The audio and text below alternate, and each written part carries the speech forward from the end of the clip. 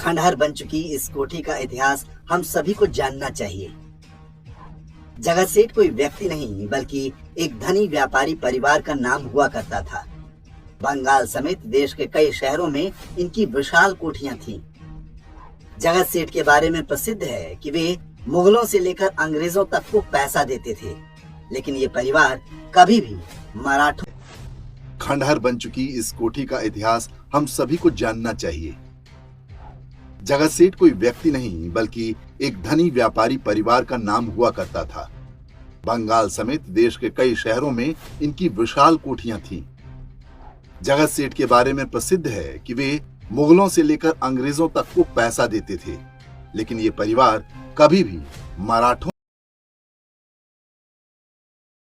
या किसी हिंदू राजा की आर्थिक सहायता नहीं करता था। उन्हें लगता था कि अंग्रेज और इस्लामी शासक ही असली राजा हैं। इस मानसिकता का क्या परिणाम हुआ, ये उन सेकुलर हिंदुओं को अवश्य जानना चाहिए जिनके सिर से मजहबी एकता और गंगा जमनी तहजीब का भूत अभी तक नहीं उतरा है। पहले एक नजर जगत सेठ परिवार के इतिहास पर। 17वीं शताब्दी में राजस्थान के नागौर से सेठ हीरानंद साहू का परिवार पटना में आकर बस गया। उनके बेटे माणिक चंद ने व्यापार को पूरे देश में फैलाया। बंगाल के दीवान ने उन्हें पूरे राज्य में लगान वसूलने का काम दे दिया। इसके बाद तो मानो उनकी लॉटरी ही लग गई। पटना के रास्ते बंगाल के पूरे व्यापार तंत्र पर एक प्रकार से जगत सेठ का आधिपत्य हो गया। उस कालखंड में जगत सेठ की संपत्ति की तुलना बैंक ऑफ इंग्लैंड से की जाती थी।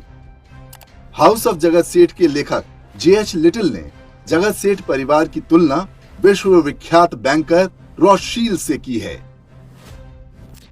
औरंगजेब के मरने के बाद जब मुगल साम्राज्य तेजी से कमजोर हो रहा था, तब जगत सेठ ने उनकी हर संभव सहायता की, जबकि इसी समय मराठे तेजी से भारत को अपने अधिकार में लेकर हिंदवी स्वराज्य की स्थापना कर रहे थे।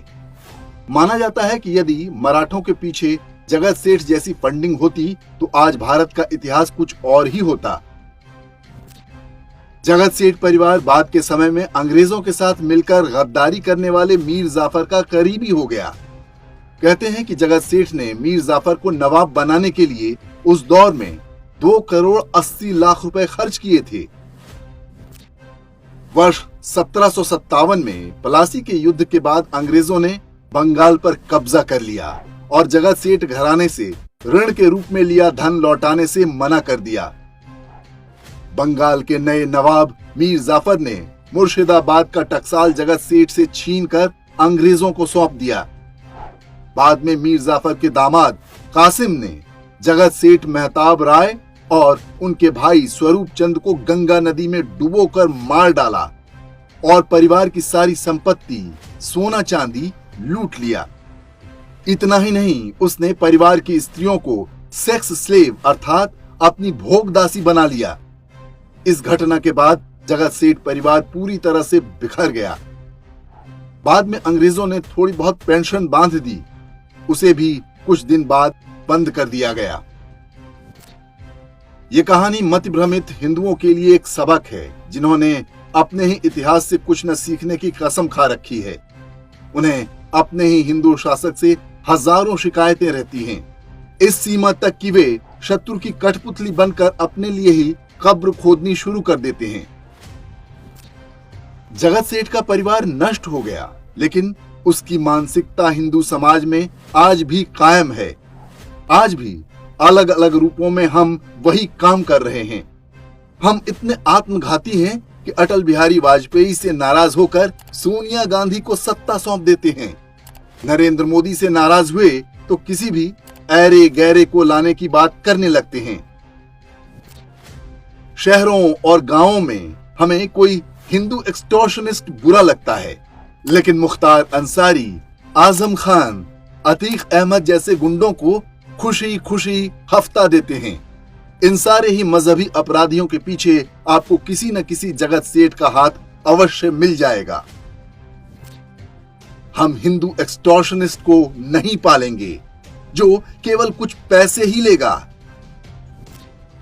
हम मुसलमान एक्सटॉर्शनिस्ट को पालेंगे जो पैसे लेगा, फिर हमारी महिलाएं और संपत्ति लेगा और अंत में हमारे गले भी काटेगा।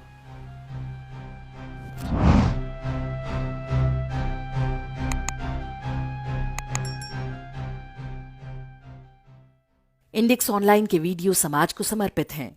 आप इनको डाउनलोड करके जैसे चाहे वैसे प्रयोग कर सकते हैं। चाहे तो आप हमारे टेलीग्राम चैनल से जुड़ सकते हैं। वहां सारे नए पुराने वीडियो आपको मिल जाएंगे। हमारे सोशल मीडिया लिंक हर वीडियो के डिस्क्रिप्शन में होते हैं। हमारा एकमात्र उद्देश्य हिंदू समाज को जागृत और एकजुट करना है। इसमें सहभागी बने। धन्यवाद।